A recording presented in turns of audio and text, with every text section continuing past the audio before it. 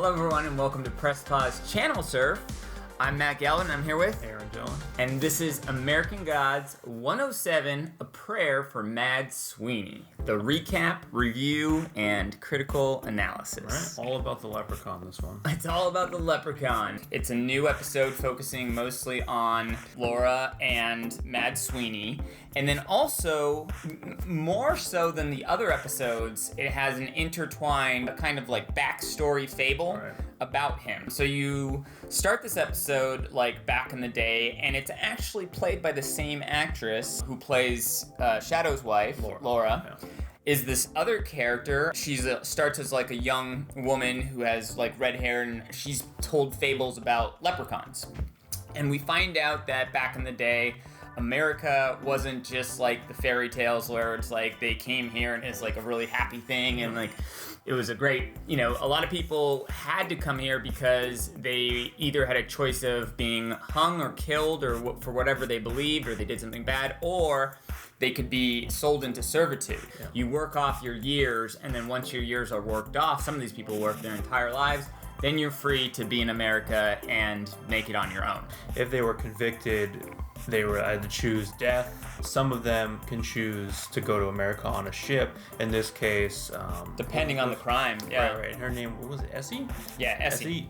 They did give her the choice just because she was, young. She was first sentenced to death, and they changed it and gave her the choice to go to America. Right. Exactly. Now, is the reason that she was, this is, I forget her name, the actress who's playing Laura, the reason why she's also in this coming to America story, is there a reason for that, or is it just it was this man who was writing it and we happened to use her because I think there's a definite reason. I think that either you can look at it as just a coincidence, as like this girl looked so much like Laura, or it's just Laura from another lifetime, she was born as a different person in a different era and a different thing. She doesn't know this, she doesn't have memories of this, but it's just basically like maybe a long time ago. And I don't even think Sweeney realizes it, I think like he doesn't say like, oh, these were the same person and she lived a different person in another life. I think it's more just like, maybe it was, maybe it wasn't, wink wink kind of thing. I don't think you're supposed to read into it. It's kind of like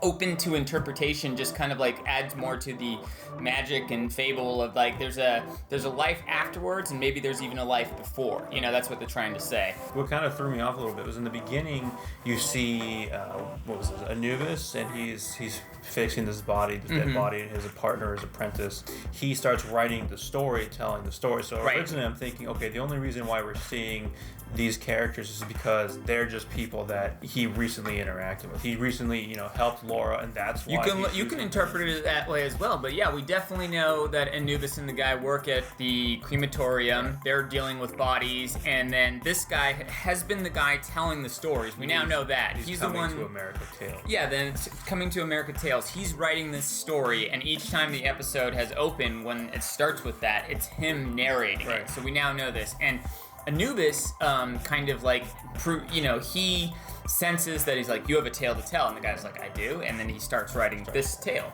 Another reason why I thought maybe it was just because it was a character that he used because he memorized, and that's why we see Laura playing this other character, is the music. The music didn't fit the time period that the story was taking place in. There's all this music from the 60s era, Run Around Sue and all that stuff, and that was the music they were listening in their office before. So because of the music that he was listening to while writing the story also played into the episode, that's kind of why I was thinking, okay, this isn't actually Laura or a past Laura. It's just who he's thinking of while he's talking. Well, it's both, right? Because that's the whole thing about this. It's real if you believe it's real. And once you create the fable, that becomes reality in this universe. So it's like the only reason most of these things have gotten to America, these magical creatures, is because people that have come from other places have spread the whatever it is about leprechauns, about Jesus, about Hispanic Jesus throughout these lands, and that's why this person has ended up here.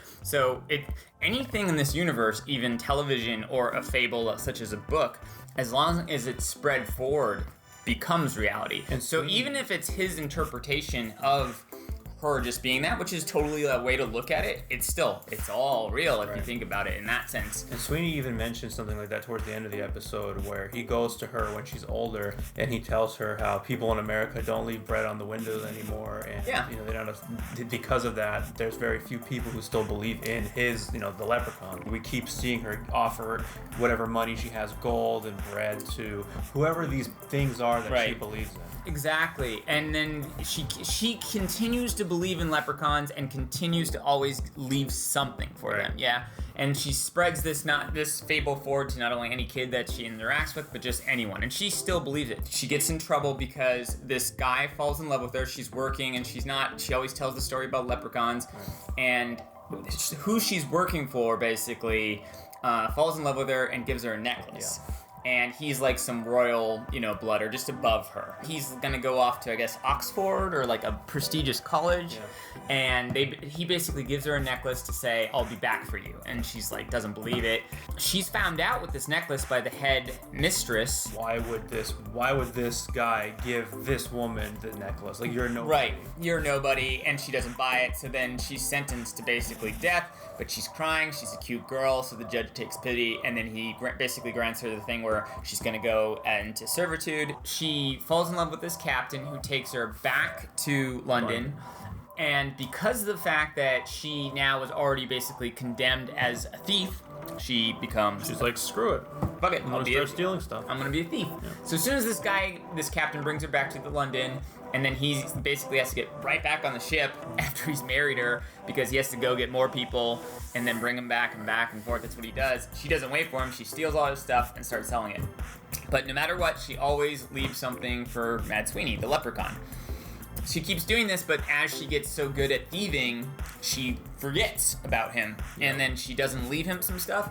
And because of that, again, leprechauns will work both ways, as we find out, is they can either be in your favor or screw you if they can either stab you in the eye or be happy. You have to always appease the leprechauns. They even say how once someone gets all these blessings, their prayers stop, because they're kind of getting what they wanted. That's why they're praying.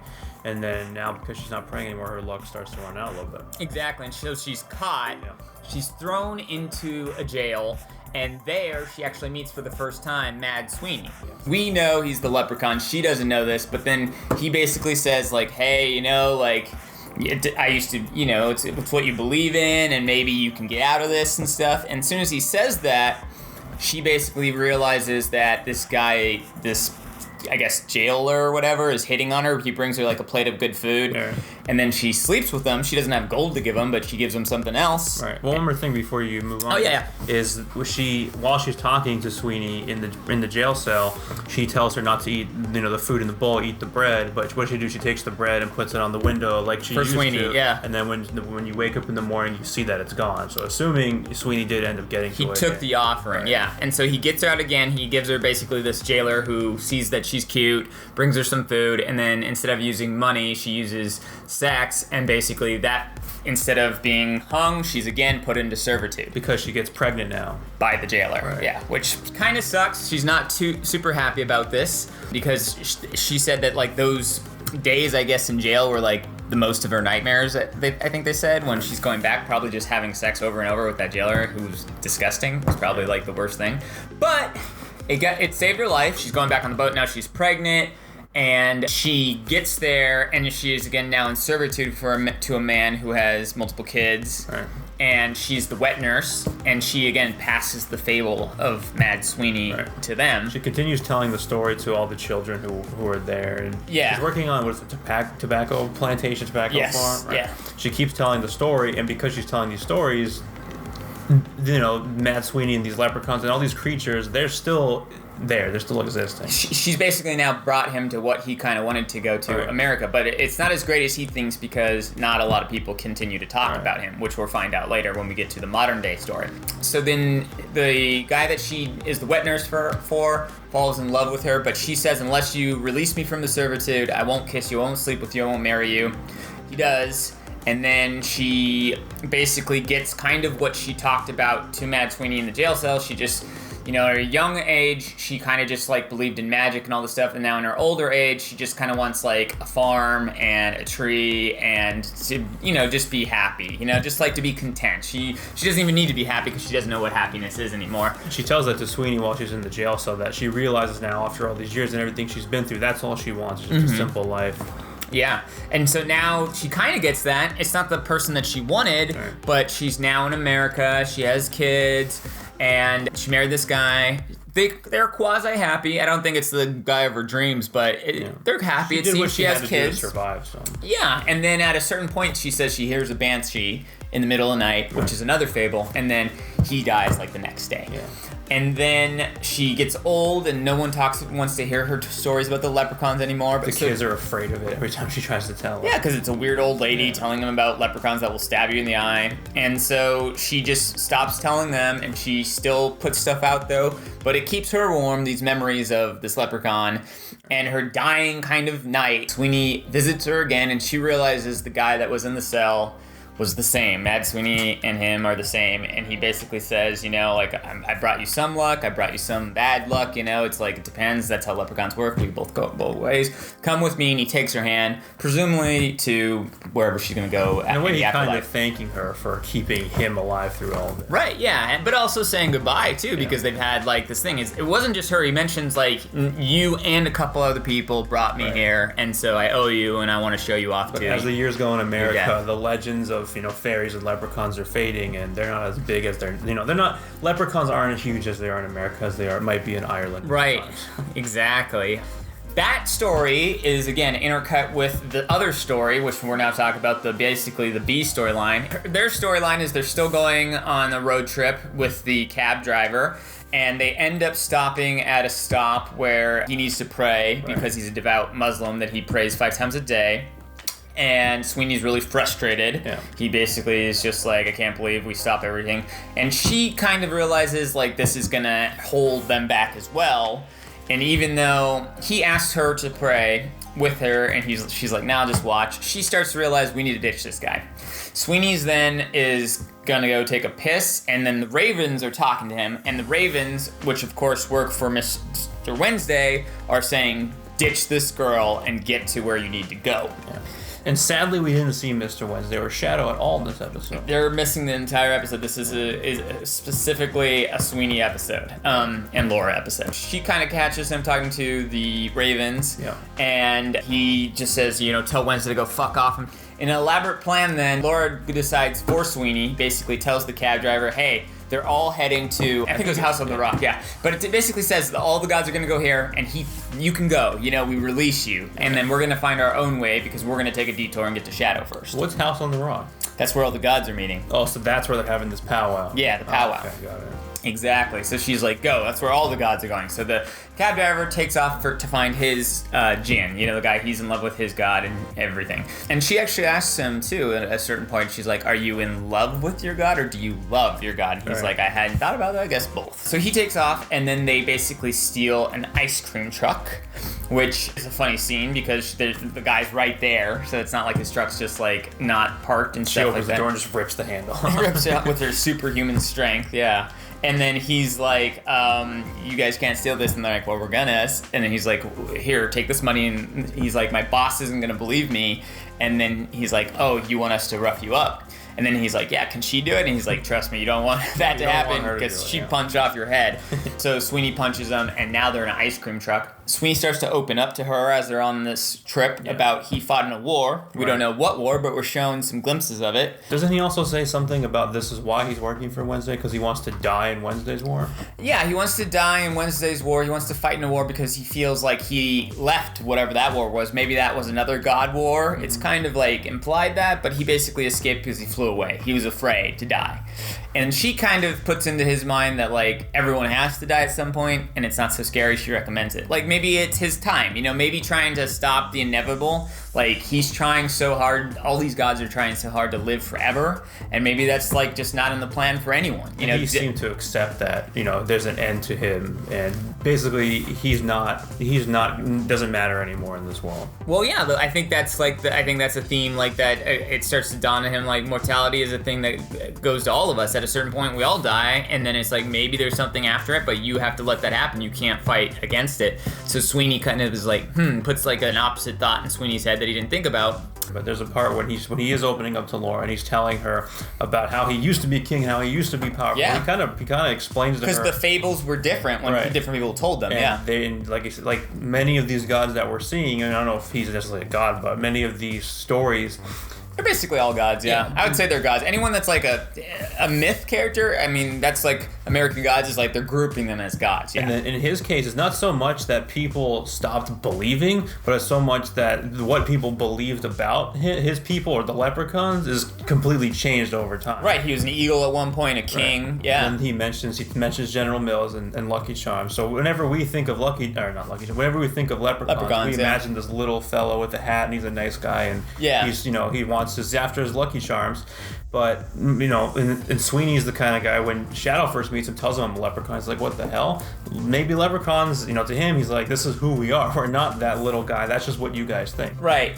But, they are, these gods do work in a way where it's like they are kind of still themselves and they have their personalities, but they become almost what people will upon them, So it's like the luck and the reality of the world do skew to what the people believe. Like, he's not maybe a small one, but he's either a king or an eagle or can fly or whatever. He talks about those things like those things happen to him. But in this case now, after all the changes that have gone through the lore of leprechauns, he's basically nothing anymore. He's kind of nothing, but he still can get gold out of the air, and he has some tricks up his sleeve. If you're watching Sweeney, I do believe in leprechauns. Yeah, now you do, yeah. I always did. While he is opening up and telling her these things, Laura's driving this ice cream truck, and the rabbit, who now we know works for Wednesday, runs across the road, obviously trying to get them to crash. Laura tries to stop, which, if it's me, I'm running over that damn rabbit. Right, Laura cares about cute bunnies and stuff. Well, like now that. Maybe she cares about life now. She's seen something, something different. So now that she crashes, and you good.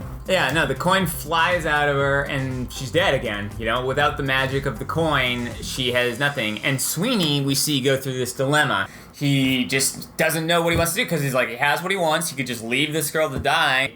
He's went against now what Mr. Wednesday wants, and the Ravens wanted, which is Laura out of the picture so they can focus on getting Shadow to this place for whatever things. But again, some tidbits that we learned from this is Sweeney mostly is doing this because he feels like a coward and he left a war. Right. And so far it seems like everyone that is involved, all the gods that are on Sweeney's side or on, Mr. World's side and stuff, the new gods or the old gods, it seems like Wednesday is trying to get people together for war. That seems like his plan, but we know normally that Wednesday usually is like 10 steps ahead of people. He's got some stuff up his sleeve. So it seems, though, to me that Sweeney only knows enough, he only knows Wednesday wants to go to war and I want to fight in this war. Right. That's what Sweeney knows. It doesn't seem like he knows anything beyond that. Like, he's not like Wednesday's right-hand man where he knows every single detail about this plot. Yeah. It seems kind of like Mr. Wednesday, when he's making these deals with these old gods to fight on his side versus the new gods at this place, this powwow that they're going to go to, which maybe it's not even a war, we don't know, but it seems like it's going to be a battle, right? That's what it seems, at least in this. A lot of people have mentioned it, They think that, yeah. So it seems like he's offering all these different gods different things, like, Sweeney gets to battle other gods that, you get more blood and you get this, you get more sacrifices, you get stronger, I'll have a place for you. It seems like he's going to these old gods, collecting them, trying to get them to meet here. The thing we do kind of learn is, and we learn this kind of through the eyes of Sweeney, is that they don't seem, these people who Wednesday's recruiting, they're not really loyal to Wednesday. They're not fighting this war for Wednesday. They're not agreeing to this for Wednesday. He's giving them things that they all want. Yeah. So in Sweeney's case, now we know why he isn't really loyal to Wednesday and why he's saying, Wednesday's, is not a good guy. We shouldn't trust Wednesday. Right. He doesn't even listen to him. Right. He's in it because he wants to get some kind of, and well, from what we understand this episode, he wants to get some kind of glory from his life. One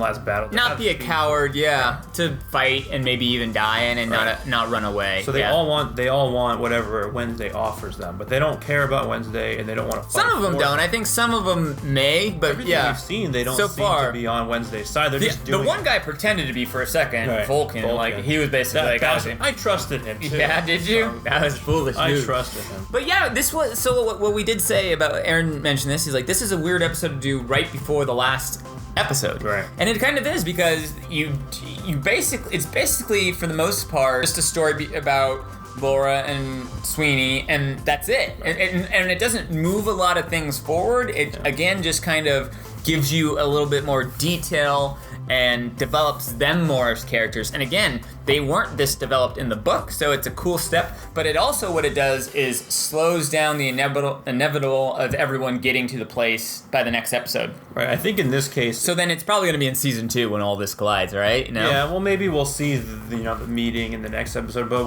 what this episode, for it to really have a real purpose, I would say, is if Sweeney plays a big role in the next episode. I mean, a much bigger role than he has been playing previously. Because we get this is the second to last episode of the season. Usually this is safe for Ned Stark getting his head chopped off, something big, Something big happens in the second to last episode. Well, that's what I'm saying. I think that really that the end of the book is now going to be the end of maybe season 2, is what I'm guessing. Is this, they're moving this at a pace where it's like they're not where they need to be to end the whole entire book by season 1, which is fine, which is cool, because you like getting to know these characters because they're cool.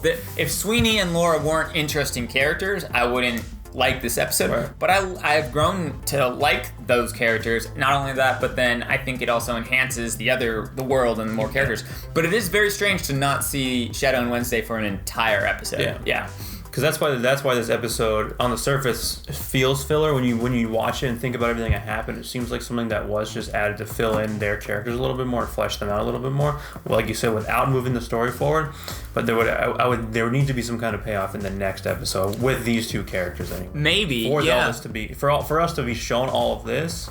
Or just develop them as characters. I think they play a crucial role within the universe. Whether or not that comes to fruition in the next episode or somewhere down the line, But I definitely think Sweeney and Laura are very integral to the story. Another good thing you brought up is at the stop at where he has to pray it is a bison. Supposedly it was a god that was put into a petting zoo and then I guess electrocuted people. Now they just have the statue of him there. The white bison. And they said it was there since the 80s. So. Yeah. So. But this bison keeps popping up, or buffalo, whatever that he is. Yeah. Is that the same one you think that Shadow keeps seeing? It looked exactly like it. Yeah. So please like and subscribe. Let us know as usual what we fucked up on and missed and all the lore and shit that we messed up. Because I'm sure we do that once an episode. Let Aaron know if his theories are getting more on track of what's right. Or ridiculous. Or more ridiculous as they go. Or if anyone else believes in leprechauns like me. Yeah, you can join his Leprechaun fan club.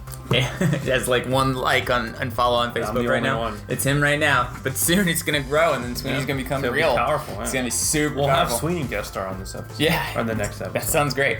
All right, well, thanks so much for watching. Take it easy, everyone.